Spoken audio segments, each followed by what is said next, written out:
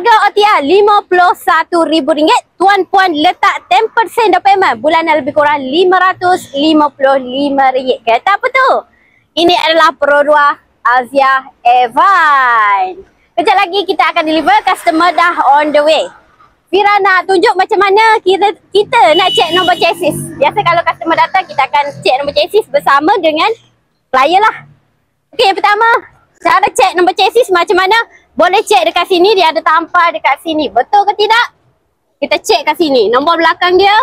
Tak nampak. 3521. Betul. Nak dapat kepastian? Ambil kunci ni. Atas kat sini pun boleh. Ni dah lock. Buka kereta. Kita buka bahagian bot depan. Jom tuan-puan, kita tengok bahagian bot. Bahagian bonet depan. Ui, panis you. Macam mana cara nak tengok nombor chassis? Tadi nombor chassis dia berapa?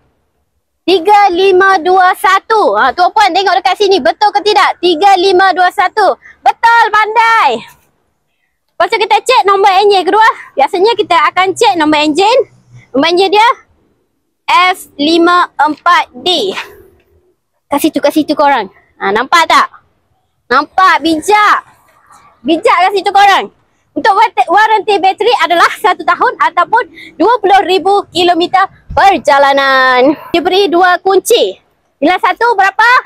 500, pandai. Bila 2? 2,000. Sebab apa? Sebab kena tukar semua dalam masuk. Tinggal kat rumah 1, bawa 1. Boleh guna 2. Dia ada 2. Remote ataupun boleh guna kunci biasa. Kalau remote dah habis, boleh guna kunci seperti biasa. Touch je kat sini korang. Okey, buka. Meh tengok dalaman. Cerita secara ringkas dalaman Pro 2 Azia Evan ni. Yang kat tepi ni boleh setting untuk side mirror lah. Kiri kanan. Boleh flip. Lepas tu cermin depan belakang. Lock untuk cermin. Kemudian kat kanan sebelah pemandu ni ada leveling lamp 0, 1, 2, 3, 4, 5. Boleh setting kat sini. Ada threshold control. Ada ASA system. Dekat sini, berfungsi kat sini. Sini ada eco idle, ada sensor parking dan auto high beam.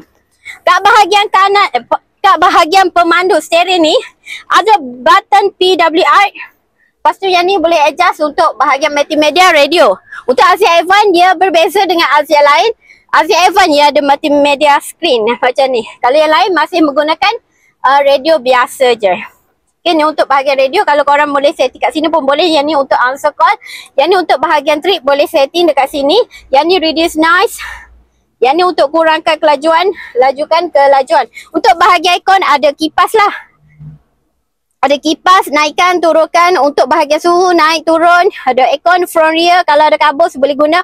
Mode memori 1, memori 2. Boleh simpan nak kepala saja, nak kaki saja. Boleh simpan kat sini. Ni out. Yang ni off. Yang ni adalah untuk unlock kereta, lock kereta. Okay, korang apa lagi korang nak tengok?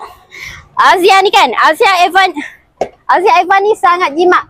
Jimat minyak. 1 liter boleh pergi sejauh 27.4 km per liter. Jom kita tengok bahagian bot belakang. Bot belakang korang boleh tekan kat sini. Tekan je ke bawah sini. Dia akan terbuka. Kapasiti bot untuk kereta Azia adalah 265 liter. Agak luas lah korang.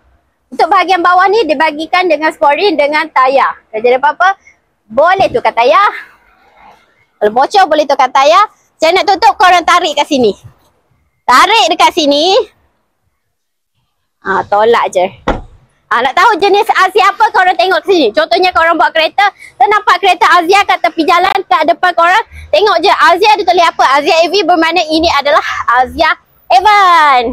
Fira nak beritahu ni kepada student dan fresh graduate, kalau nak beli kereta boleh beli kereta Azia, Azia G, Azia X, Azia SE, Azia Evan. Ada rebate untuk student dan fresh graduate bulan ni. Booking bulan ni dapat kereta, dapat rebate sebanyak RM1,000. Okay, fresh graduate, student ataupun orang awam, siapa-siapa nak beli kereta Azia boleh Roger Fira TSM daripada Pro 2 TSM Syamafo. Okay, apa yang kami deliver adalah integriti dan professionalism. Peace, Assalamualaikum.